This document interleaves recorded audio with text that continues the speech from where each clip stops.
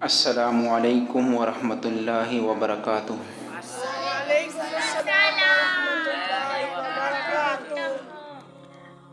پیارے سامعین، کل کے سبق میں ہم نے پڑھا تھا کہ نبی علیہ السلام عام الفیل یعنی ہاتھیوں والے سال پیدا ہوئے، ہاتھی والے سال پیدا ہوئے۔ اس سال کو ہاتھی والا سال کیوں کہا جاتا ہے؟ جس سال آپ علیہ السلام پیدا ہوئے، اس لیے کہ اس سال اللہ نے ابرہہ کو ہاتھیوں سمیت ہلاک کر دیا تھا۔ وہ واقعہ کچھ اس طرح ہے۔ ابرہہ یمن کا بادشاہ تھا۔ حج کے دنوں میں اس نے دیکھا کہ لوگ بیت اللہ کا حج کرتے جا رہے ہیں۔ اس نے اپنے لوگوں سے پوچھا، یہ لوگ کہاں جاتے ہیں؟ اسے جواب ملا، یہ لوگ خانہ کعبہ کا طواف کرنے کے لیے، خانہ کعبہ کا حج کرنے کے لیے مکہ جاتے ہیں۔ ابرہہ نے پوچھا، بیت اللہ کس چیز کا بنا ہوا ہے؟ لوگوں نے بتایا، پتھروں کا بنا ہوا ہے۔ ابرہہ نے پوچھا، خانہ کعبہ کا لباس کیا ہے؟ بتایا گیا، ہمارے پاس سے جو دھاری دار کپڑا بنایا جاتا ہے اس سے اس کے لباس تیار ہوتا ہے۔ ابرہہ عیسائی تھا۔ ساری بات سن کر اس نے کہا، مسیح کی قسم، میں تم لوگوں کے لیے اس سے اچھا گھر تعمیر کروں گا۔ ابرہہ نے سرخ، سفید، زرد اور سیاہ پتھروں سے ایک گھر بنایا۔ محترم سامعین، آپ کی توجہ درکار ہوگی۔ ابرہہ نے سرخ، سفید اور سیاہ پتھروں سے ایک گھر بنایا، سونے اور چاندی سے اس گھر کو سجایا، اس میں کئی دروازے رکھوائے، اس میں سونے کے پترے جڑوائے، ان کے درمیان میں جواہر لگوائے، اس مکان میں ایک بڑا سا یاقوت لگوایا۔ محترم سامعین، اس گھر میں پردے لگوائے، وہاں خوشبوئیں سلگانے کا انتظام کیا۔ اس کی دیواروں پر اتنا مشک ملا کہ وہ دیواریں اس کی سیاہ ہو گئی، حتیٰ کہ جواہر بھی نظر نہیں آتے تھے۔ پھر ابرہہ نے لوگوں سے کہا، اب تمہیں بیت اللہ کا حج کرنے کے لیے مکہ جانے کی ضرورت نہیں ہے۔ میں نے یہی تمہارے لیے خانہ کعبہ معاذ اللہ ثم معاذ اللہ خانہ کعبہ بنوا دیا ہے، لہٰذا تم اب اس گھر کا طواف کرو۔ تم اب اس گھر کا طواف کرو۔ یہ ابرہہ نے لوگوں سے کہا کہ تم خانہ کعبہ نہ جایا کرو، میں نے تمہارے لیے جو گھر بنایا ہے تم اس گھر کا کیا کرو؟ طواف کرو۔ تو ابرہہ نے لوگوں سے کہا کہ اب تمہیں طواف کے لیے مکہ میں جانے کی، خانہ کعبہ کے پاس جانے کی ضرورت نہیں ہے۔ ثم معاذ اللہ، میں نے تمہارے لیے ایک گھر بنایا ہے، یہ گھر خانہ کعبہ سے بہتر ہے، تم یہاں کا طواف کیا کرو۔ عرب اسی طرح کچھ قبائل کئی سال تک ابرہہ کا جو بنایا ہوا گھر تھا اس کا حج کرتے رہے، اس میں اعتکاف کرتے رہے اور حج والے مناسک ادا کرتے رہے۔ عرب کے ایک شخص نفیل خشمی، عرب کا ایک شخص، آپ کی توجہ درکار ہوگی، محترم سامعین میری طرف توجہ درکار ہوگی۔ ایک شخص تھا عرب کا، اس کا نام تھا نفیل۔ کیا نام تھا؟ نفیل۔ اس سے یہ بات برداشت نہ ہو سکی کہ خانہ کعبہ کے مقابلے میں ابرہہ ظالم نے ایک اور گھر بنا لیا اور لوگوں کو ترغیب دے رہا ہے کہ تم خانہ کعبہ کا طواف نہ کرو، اس گھر کا طواف کرو۔ اس مصنوعی خانہ کعبہ کے خلاف نفیل نے دل ہی دل میں سوچ لیا کہ میں ضرور اس کو گندا کر کے چھوڑوں گا، میں ضرور اس کو گندا کر کے چھوڑوں گا، میں ضرور اس کو گندا کر کے چھوڑوں گا۔ پھر نفیل ایک رات چوری چھپے بہت سے گندگی اس نے اس مصنوعی گھر کے اندر ڈال دی، مصنوعی گھر کے اندر ڈال دی۔ ابرہہ کو جب پتہ چلا تو ابرہہ بہت غصے ہوا اور ابرہہ کہنے لگا، محترم سامعین آپ کے توجہ درکار ہوئی، جب ابرہہ کو پتہ چلا کہ کسی نے میرے بنائے ہوئے گھر میں گندگی ڈال دی، ایک روایت میں یہ تھا کہ کسی نے اس کے اندر آگ لگا دی، اس کو جلا دیا، اس کو جلا دیا۔ ابرہہ کو یہ پتہ چلا تو اس نے کہا کہ ضرور یہ کسی عرب نے کیا ہے، یہ ضرور کسی عربی شخص نے کیا ہے، میں لوگوں کے عربیوں کے خانہ کعبہ کو معاذ اللہ گرا دوں گا۔ मैं उसके खाना काबा को गिरा दूंगा। तो उसने अपने साथ हाथी भेजा। उस हाथी का नाम महमूद था। वो हाथी इतना बड़ा था कि उससे बड़ा हाथी रोए जमीन पर, पूरी जमीन पर किसी ने नहीं देखा था। जब अबरहा अपने हाथियों के साथ और अपनी फौज के साथ रवाना हुआ और मक्का का रुख किया, ये लश्कर जहां से भी गुजरता था, जो भी मुकाबले के लिए आता था, सबको रोनता जाता था, सबको पकड़कर अपने साथ कैदी बनाता जाता था। अबरहा जब मक्का पहुंचा तो अबरहा ने फौजियों को हुक्म दिया कि यहाँ पर जितने भी ऊंट है, सारे ऊंटों को पकड़ लो, सारे ऊंटों को पकड़ लो। लिहाजा अबरहा के हुक्म पर फौजियों ने जानवर पकड़ लिए और उन ऊंटों में 200 ऊंट हुजूर अलैहिस्सलाम के जद्द अमजद ख्वाजा अब्दुल मुत्तलिब के भी थे, ख्वाजा अब्दुल मुत्तलिब के भी थे। नुफैल भी अबरहा के साथ उसके लश्कर में मौजूद था और ये अब्दुल मुत्तलिब का दोस्त था। अब्दुल मुत्तलिब इससे मिले और ऊंटों के सिलसिले में बात की। नुफैल ने अबरहा से कहा, कुरैश का सरदार अब्दुल मुत्तलिब मिलना चाहता है। यह शख्स तमाम अरब का सरदार है और शर्फ और बुजुर्गी उसे हासिल है, लोगों में बड़ा मकाम है, लोगों को अच्छे अच्छे घोड़े देता है, अच्छे अच्छे खाने खिलाता है। तो नुफैल ने अबरहा के सामने अब्दुल मुत्तलिब का तारुफ किया। अबरहा ने कहा, मुहतरम सामीन आपकी तवज्जो दरकार है, अबरहा ने कहा कि अब्दुल मुत्तलिब को मुलाकात के लिए बुला लिया जाए। अबरहा ने अब्दुल मुत्तलिब से पूछा, बताइए आप क्या चाहते हैं? अब्दुल मुत्तलिब ने जवाब दिया, मैं चाहता हूं कि मेरे ऊंट मुझे वापस मिल जाए। उनकी बात सुनकर अबरहा बहुत हैरान हुए। अबरहा ने कहा, मुझे तो बताया गया था कि आप अरब के सरदार हैं, बहुत इज्जत और बुजुर्गी के मालिक हैं, लेकिन लगता है मुझसे गलत बयानी की गई है, क्योंकि मेरा ख्याल था आप मुझसे खाना काबा के बारे में बात करेंगे, जिसको गिराने के लिए मैं यहाँ पर पहुँचा हूँ। आप मुझसे खाना काबा के बारे में बात करेंगे, आप तो अपनी ऊँटों के बारे में बात कर रहे हैं, आप तो अपनी ऊँटों के बारे में बात कर रहे हैं। अब्दुल मुत्तलिब ने जवाब दिया, मैं ऊंटों का मालिक हूँ, मैं अपनी ऊंटों के बारे में बात करूंगा। इस रब का इस खाना काबा का एक रब है, एक मालिक है, इसकी हिफाजत वो खुद करेगा, इसकी हिफाजत वो खुद करेगा। चुनाचे अब्दुल मुत्तलिब को सामने उसको ऊंट वापस कर दिए गए।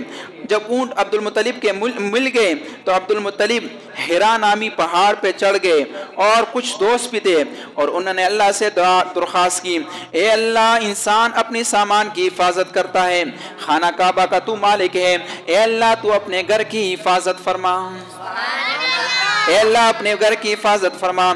उधर से अबरहा अपने लश्कर लेकर आगे बढ़ा। वो खुद हाथी पर सवार लश्कर के दरमियान मौजूद था। ऐसे में उसके हाथी ने आगे बढ़ने से इनकार कर दिया। अबरहा का जो हाथी था, बहुत बड़ा हाथी, उसका नाम था महमूद। क्या नाम था उसका? महमूद।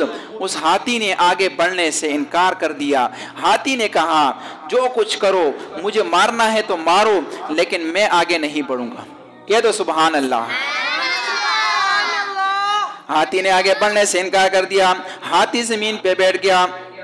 हाथी बानों ने हाथी को उठाने की कोशिश की, लेकिन वो ना उठा। हाथी वालों ने हाथी के सर पर ज़रबे लगाई और उसको मजीद तशद्दुद किया, लेकिन वो हाथी खाना काबा की तरफ जाने के लिए तैयार नहीं था।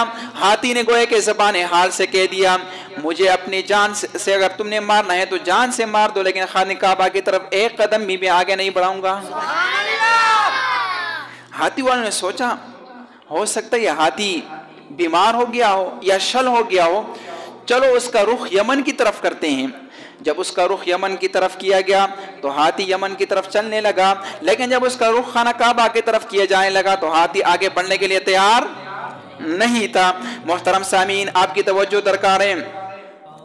आखिर अबरहा ने कहा कि इस हाथी को शराब पिला दो। क्या कर दो?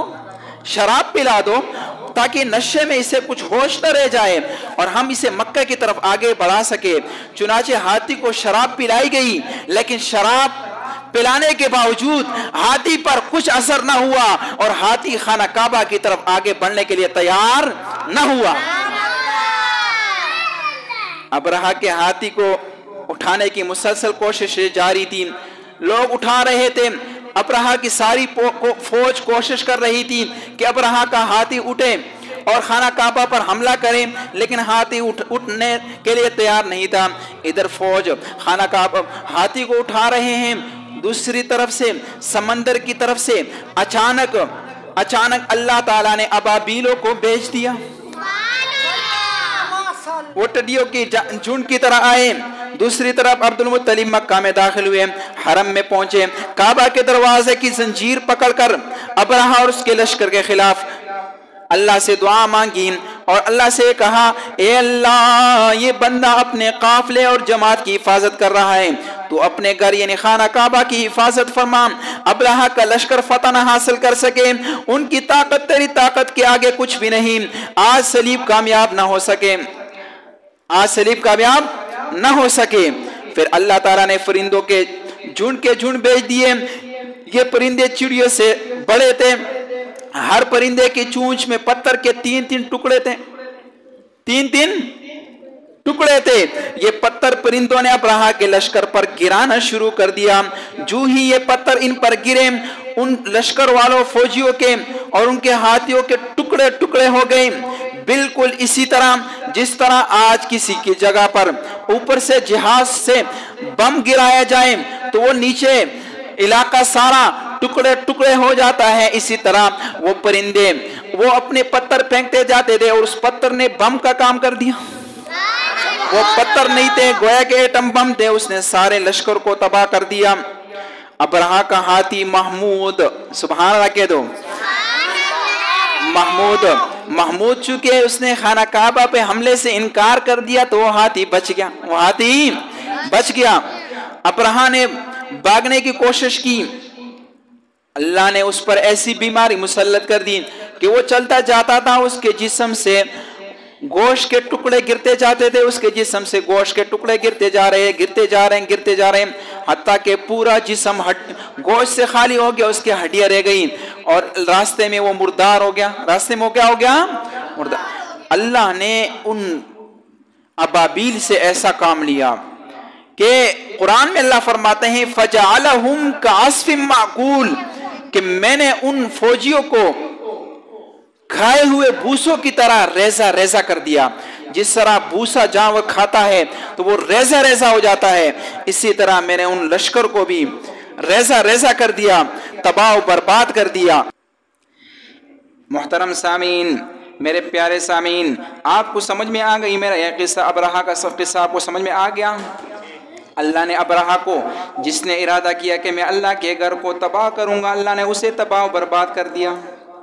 آج بھی اگر کوئی اللہ کے گھر کے سامنے اللہ کے گھر کی بے حرمتی کرے گا، اللہ قرآن میں فرماتا ہے اس سے بڑا ظالم کون ہے جو اللہ کے گھر سے لوگوں کو روکے گا، جو اللہ کے گھر سے لوگوں کو روکے گا، اس سے بڑا ظالم انسان کوئی نہیں۔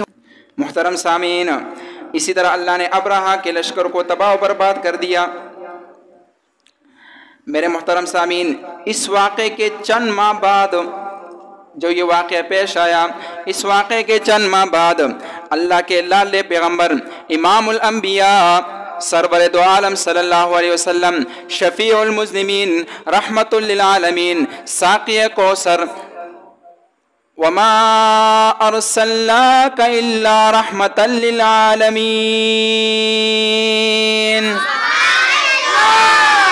جس کے بارے میں اللہ فرماتا ہے اے میرے محبوب، اگر آپ نہ ہوتے، اگر میں نے آپ کو پیدا نہ کرنا ہوتا تو یہ ساری دنیا کو میں پیدا نہ کرتا۔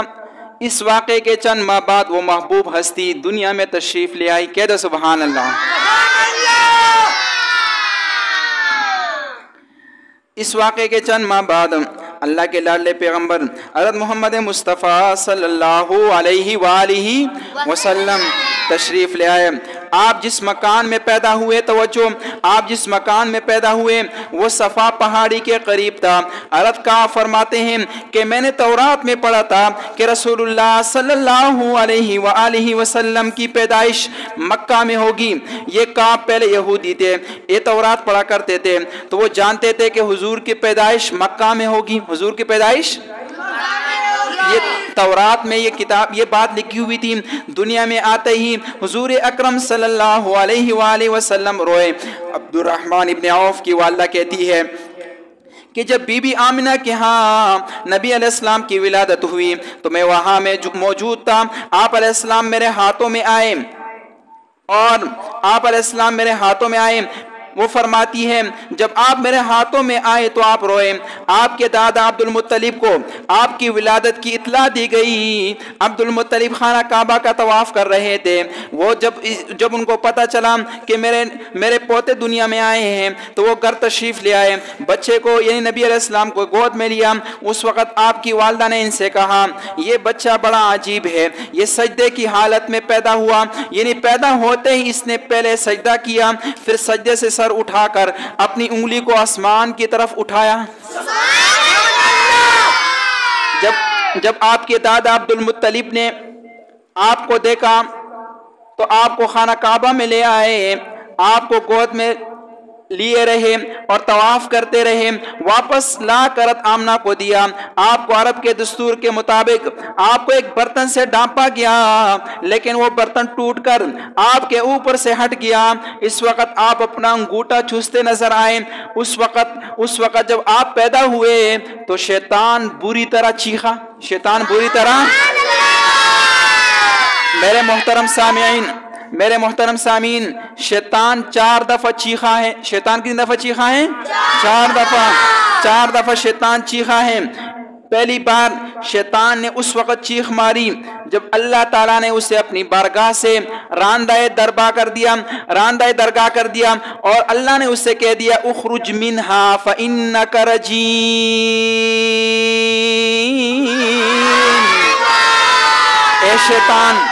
اے شیطان تو جنت سے نکل جا، تو اس کے قابل نہیں ہے، تو ہمیشہ کے لیے مردود ہے، تو ہمیشہ کے لیے مردود ہے۔ جب شیطان نے یہ بات سنی تو شیطان نے چیخ ماری۔ دوسری بار شیطان نے اس وقت چیخ ماری جب اسے زمین پہ اتار دیا گیا۔ تیسری بار شیطان نے اس وقت چیخ ماری جب آپ علیہ السلام دنیا میں تشریف لے آئے۔ جب ہمارے نبی صلی اللہ علیہ وسلم دنیا میں تشریف لے آئے اس وقت آپ شیطان نے چیخ ماری۔ اور چوتھی مرتبہ آپ کی توجہ درکار ہوگی محترم سامعین، ادھر میری طرف توجہ فرمائیے گا۔ چوتھی مرتبہ شیطان نے اس وقت چیخ ماری جب ہمارے نبی پیارے نبی سرور دو عالم صلی اللہ علیہ وسلم پر اللہ نے سورہ فاتحہ نازل کی۔ جب آپ پر سورہ فاتحہ نازل کی تو اس وقت شیطان نے چیخ ماری۔ تو میرے دوستو بزرگوں، آج ہم نے ابرہہ کا واقعہ پڑھا اور حضور علیہ السلام کی پیدائش کا واقعہ پڑھا۔ انشاءاللہ زندگی باقی تو مزید کل انشاءاللہ پڑھیں گے۔ اللہ سے دعا ہے کہ اللہ ہمیں نبی علیہ السلام کی زندگی کو پڑھنے کی اور اس پر عمل کرنے کی توفیق عطا فرمائے۔ وآخر دعوانا ان الحمدللہ رب العالمین۔